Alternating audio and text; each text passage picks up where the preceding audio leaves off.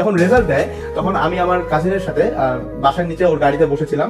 তো যখন রেজাল্ট দেয় আমি জাস্ট গাড়ির ডোরটা খুলে বাইর হয়ে হাঁটু গেড়ে মাটির উপর বসে পড়ি। জাস্ট মানে আমার মাথায় কোনো ফিলিংস নেই, হোয়াট জাস্ট হ্যাপেন্ড, কি হয়েছে।